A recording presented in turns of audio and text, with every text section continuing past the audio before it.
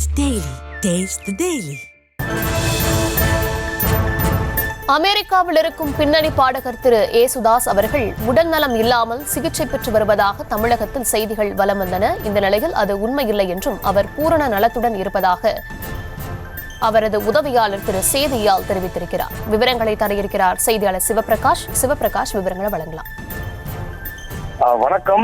தமிழ்நாட்டில் இன்று காலை எழுந்ததும் மக்களுக்கு காத்திருந்த ஒரு அதிர்ச்சி செய்தி.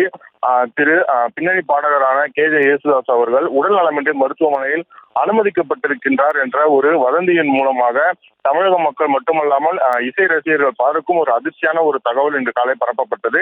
இப்படிப்பட்ட நிலையில் தற்போது அவர் எந்த விதமான உடல்நல பாதிப்பும் இன்றி அவர் நலமுடன் அமெரிக்காவில் இருக்கிறார் என்று அவரது உதவியாளர் தற்போது உறுதி செய்திருக்கின்றார். பொதுவாகவே இது போல கொஞ்சம் வயது முதிர்ந்த சினிமா கலைஞர்கள் இறந்து விட்டார்கள் அல்லது அவர்களுக்கு உடல்நிலை சரியில்லை என்று வதந்திகளை உருவாக்குவது சமூக வலைதளங்களில் தற்போது வாடிக்கையாகிவிட்டது. அதிலும் மிக முக்கியமாக சமூக வலைதளம் மூலம் சம்பாதிப்பதற்காக அந்த என்கேஜ்மெண்ட் ரேட் என்று சொல்லக்கூடிய அதனை அதிகப்படுத்துவதற்கு இது போன்ற வதந்திகளை தொடர்ந்து பரப்பி வருகின்றனர். அப்படிப்பட்ட ஒரு சூழ்நிலையில்தான் இன்று காலை KJ ஏசுதாஸ் அவர்கள் மருத்துவமனையில் அனுமதிக்கப்பட்டிருக்கிறார் என்ற ஒரு வதந்தியும் பரப்பப்பட்டது.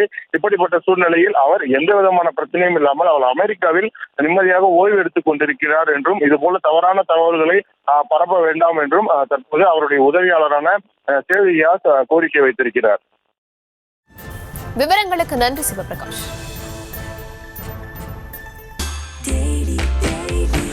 Taste the Daily. Taste the Daily.